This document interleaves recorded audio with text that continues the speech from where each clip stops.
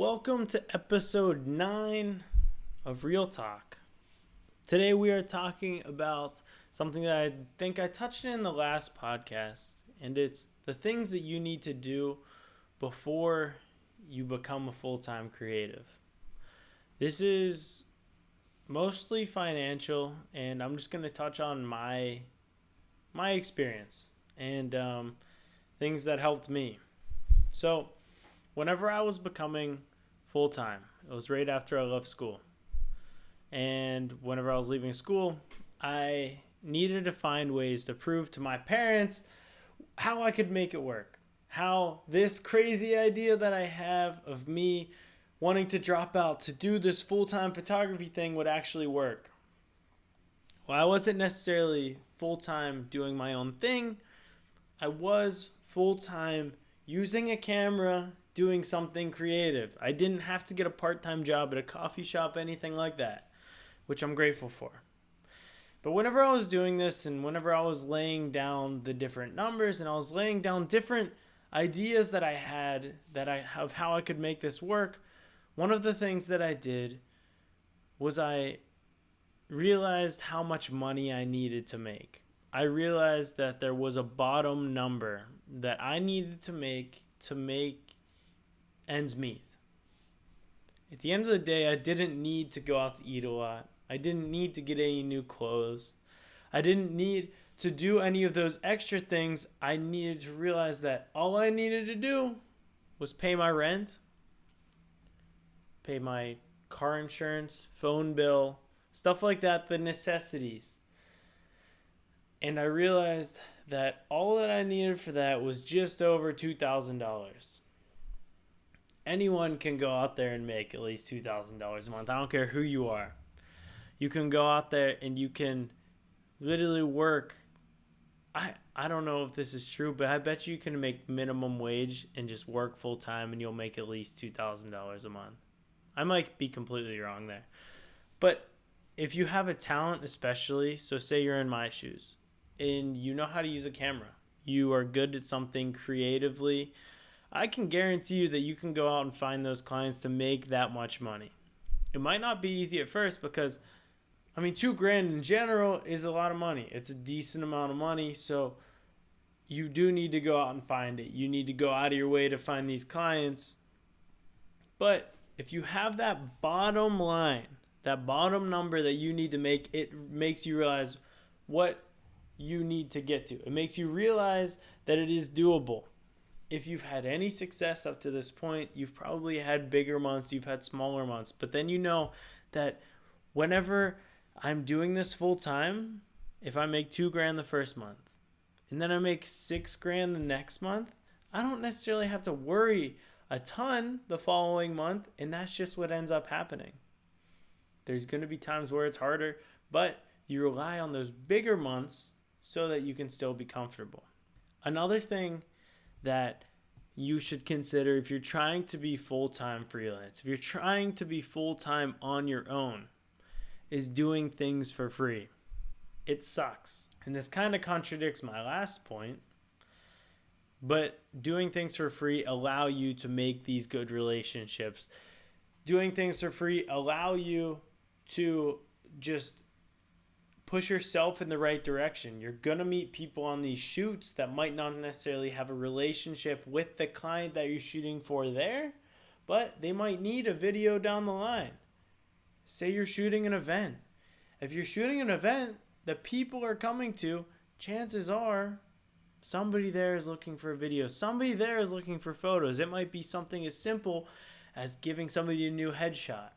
Whenever you're there, make those relationships. Tap into what is around you because there are people that are looking for it. You just need to go out and find it. Doing things for free allow you to get an easy in. If you go in and you don't have a portfolio, but you go to a client and you're like, yeah, I need $10,000 to do this, they're going to laugh at you because they're going to be like, well, I don't even know if you can use a camera.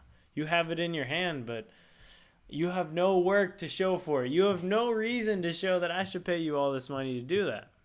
But if you walk in and you say, hey, listen, I hear you have an event coming up, or I know this is a new business. I'm trying to build my portfolio. I want to help you at the same time. I will shoot this video for free. I will take these photos for free and I will give them to you. If you do that, along with give them a quick turnaround, they're going to like you. And they're going to end up coming to you whenever they need more. The whole business model comes down to believing in yourself. You need to go out there and invest your time, because while you might want all these big crazy things, you might want to make all this money, at the end of the day, you need to be able to show what you are getting paid to do. You need to be able to prove that you're capable of doing it, not only to other people, but also to yourself. Whenever you start out, you might not have done it before. You might not have had your own clients before. So there's still those voices in the back of your head. They're like, oh man, like, can you do this? Can you make it work? But whenever you do these free gigs, whenever you go out there and you do smaller paying gigs, as you build up your portfolio, as you build up your experience, you gain a lot more confidence as well. There's so much value in doing this, and there's so much value in just having that confidence. Confidence comes with time. Confidence comes with just getting out there and experiencing. Confidence comes with making mistakes. I've made a heck of a lot of mistakes. Confidence is not there right away. You need to be able to prove to yourself first. Whenever you start proving it to yourself, you'll prove it to other people. You'll prove it to these clients. And getting back to doing those free gigs, let's say that client that you shot for free, you gave them the deliverables within 48 hours, which most people don't do. They're going to recommend you. And maybe they'll recommend you and say, oh, he did this for me for free. But maybe they'll just say, yeah, like, Joey did a really good job, and we were really happy with it. After somebody comes to them and has a similar need to what you provided to them. So if you provide a good product to them, they probably have friends in the industry. They probably have people that are going through similar things, so they're going to recommend you. Even if they say to their friend that asked them who did their content, if they say, oh, it's Joey, he did it for free, you have every single right to go to the next person and say, hey, but now you know what I'm capable of. I still won't charge you a ton, but I do need a couple $100s to do this. I do need something out of you to do this, because at the end of the day, that free event that you shot, you might have been the one going to them. That free video, that free small business video, product photography, something, what you shot, you might have been the one trying and seeking it out. But when somebody comes in to you, they have a need. They need you to make this happen. You don't necessarily need them. You don't need this job, especially if they're trying to do it for free. So if they come to you and they're like, hey, we love the content you did for this business, we want the same thing. We want a similar output. You have every single right to say, well, I'm glad you like it. I appreciate it. Reach out to the previous client. Say, I really appreciate the connect. But whenever you're negotiating this new deal, get some money. Use that portfolio that you now have because you did this for free to your advantage. Don't charge $1 million for it. Don't charge a ton of money. Charge what you think is fair. And slowly your prices will build up. I know a lot of the times that's just what happens throughout the years.